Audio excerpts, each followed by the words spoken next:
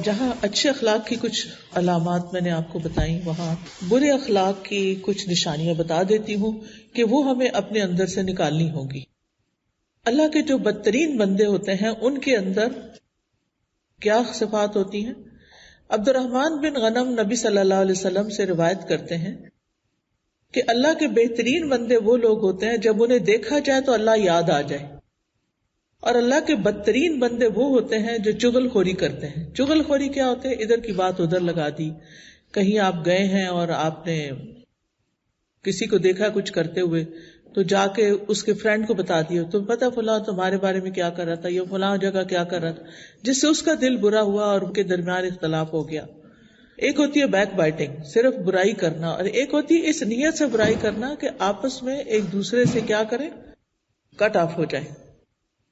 فرمایا اللہ کے بدترین بندے وہ ہوتے ہیں جو چغل خوری کرتے ہیں، محبت کرنے والوں کے درمیان تفریق پیدا کر دیتے ہیں. یعنی جو لوگ آپس میں محبت کرتے ہیں ان کے درمیان جدائی ڈال دیتے ہیں، ان کو لڑا دیتے ہیں. یعنی بیسیکلی دوسروں کو لڑانے والے.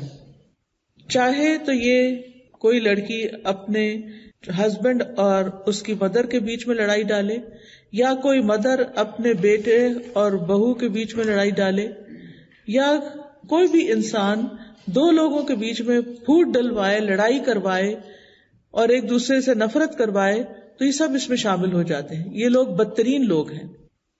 رسول اللہ صلی اللہ علیہ وسلم نے فرمایا مومن بھولا بھالا ہوتا ہے، انوسینٹ ہوتا ہے، اور فراخ دل، کھلے دل والا ہوتا ہے.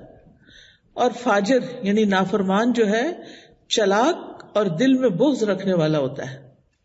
یعنی اوپر سے بڑی بڑی باتیں کرتا ہے مگر اندر سے بڑی نفرت رکھتا ہے.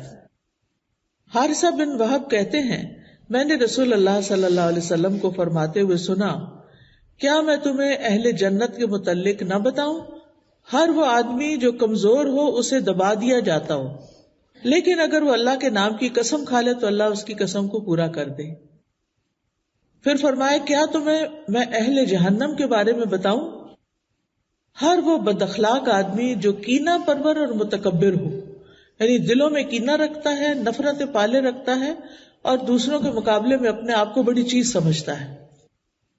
تو یہ صفت ہے کس کی؟ جہنم میں جانے والے کی. اس کی وجہ کیا ہے کہ بد اخلاق آدمی جہنم میں کیوں جائے گا؟ کیونکہ اگر اس کو جنت میں لے جائیں تو پھر کیا کرے گا؟ جنت کا حال کیا کرے گا؟ وہاں بھی وہ تان و تشنیع، چوٹیں لگانا اور برے برے القاب دینا، برے برے نام رکھنا، اور ہر ایک پہ تنقید کرنا اور ہر ایک کی برائیاں ڈھونڈ لینا، کچھ نہ کچھ بس. تو وہ تو جنت کا ماحول خراب کر دے گا. اس لیے جنت میں جانے سے پہلے اپنے اخلاق کو اچھا کرنا بہت ضروری ہے. یہ بہت بیسک کوالیفیکیشن ہے جنت میں جانے کے لیے. رسول اللہ صلی اللہ علیہ وسلم نے فرمایا بدگمانی سے دور رہو، کیونکہ بدگمانی سب سے زیادہ جھوٹی بات ہے. یعنی دوسروں کے بارے میں نیگیٹو تھنکنگ چھوڑ دو. دوسروں کے ظاہری عیب نہ تلاش کرو اور نہ ہی باطنی چھپے ہوئے عیب ڈھونڈو. یعنی کسی کی بہت obvious خراب عادت ہے تو یہ نہیں کہ اس کو پکڑ کے پھر اوروں سے ڈسکس کرنا شروع کر دو، اور نہ ہی ان کی چھپی ہوئی چیزیں ڈھونڈو. پھر فرمایا مال و دولت میں ایک دوسرے کے ساتھ مقابلہ نہ کرو، جو کہ عام طور پر عادت ہے. اندر ہی اندر ہم کیلکولیشنز کرتے رہتے ہیں، میرے پاس یہ ہے، اس کے پاس یہ نہیں، فلاں فلاں. ایک دوسرے سے حسد نہ کرو، آپس میں بغض نہ رکھو، ایک دوسرے سے منہ نہ موڑو، روگردانی نہ کرو کہ کوئی سامنے آیا تو اس کو دیکھ کے پھر منہ ادھر کر لیا، نہ مسکراہٹ، نہ سلام، نہ کوئی ویلکم، کچھ بھی نہیں. یہ نہیں ہونا چاہیے. اور اللہ کے ایسے بندے بن کر رہو جو آپس میں بھائی بھائی ہیں، یعنی بھائیوں کی طرح ایک دوسرے کے ساتھ مومنوں کا رشتہ ہونا چاہیے. نبی صلی اللہ علیہ وسلم نے فرمایا پیر اور جمعرات کے دن، منڈے اینڈ تھرسڈے کے دن جنت کے دروازوں کو کھول دیا جاتا ہے اور ہر اس بندے کی مغفرت کر دی جاتی ہے جو اللہ کے ساتھ کسی کو شریک نہ ٹھہرائے، سوائے اس آدمی کے جو اپنے بھائی کے ساتھ کینہ رکھتا ہے. اور کہا جاتا ہے کہ ان دونوں کی طرف دیکھتے رہو یہاں تک کہ یہ صلح کر لیں، اور ان دونوں کی طرف دیکھتے رہو یہاں تک کہ یہ صلح کر لیں، اور ان دونوں کی طرف دیکھتے رہو یہاں تک کہ صلح کر لیں.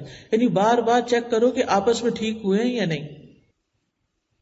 ٹھیک ہے، بعض اوقات ہمیں دوسرے کے کسی حرکت پہ شدید غصہ آ جاتا ہے اور وقتی طور پر ہم اس سے بولنا بند کر دیتے ہیں، لیکن یہ فار لائف ٹائم نہیں ہونا چاہیے. اس کو جلد از جلد ریزالو ہو جانا چاہیے، دوسرے کو معاف کر دینا چاہیے. پھر اسی طرح آپس کے تعلقات کو ختم نہیں کر دینا چاہیے چھوٹی چھوٹی باتوں پہ ناراض ہو کے. نبی صلی اللہ علیہ وسلم نے فرمایا تم ایک دوسرے سے قطع تعلق نہ کرو اور نہ ہی ایک دوسرے سے منہ موڑو، نہ کسی کے عیب تلاش کرو، نہ کوئی کسی کے سودے پہ سودا کرے، اور اللہ کے بندو بھائی بھائی بن جاؤ. دوسروں کے عیب ڈھونڈنا، دوسروں کی غلطیاں تلاش کرنا اور ان کے پیچھے پڑ جانا، آپ نے فرمایا اے ان لوگوں کی جماعت جو صرف زبان سے ایمان لائے ہو، یعنی زبانی مسلمان کہتے ہو اپنے آپ کو، حالانکہ ان کے دلوں میں ایمان داخل نہیں ہوا. مسلمانوں کی غیبت نہ کرو اور ان کے عیبوں کے پیچھے نہ پڑو، اس لیے کہ جو ان کے عیبوں کے پیچھے پڑے گا اللہ اس کے عیب کے پیچھے پڑے گا، اور اللہ جس کے عیب کے پیچھے پڑے گا اسے اسی کے گھر میں ذلیل و رسوا کر دے گا، پھر اس کی ذلت ہو کر رہے گی. کتنی بڑی بات ہے کہ آپ دوسروں کا نام بدنام کریں گے تو آپ کی اپنی بدنامی شروع ہو جائے گی.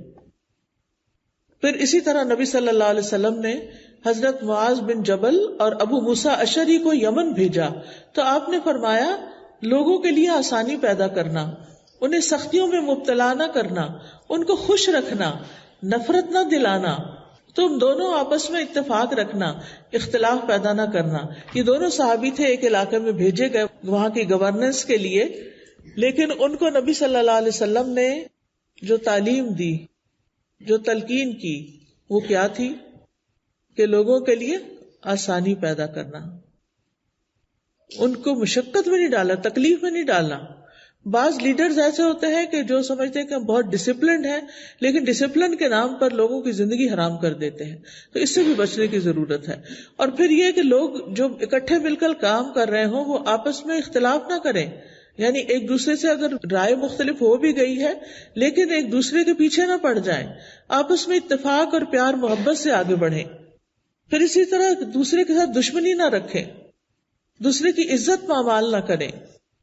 پھر اسی طرح کسی کی برائی کو یاد نہ رکھیں، کسی کی برائی یاد نہ رکھیں، اس کے برعکس کیا یاد رکھیں؟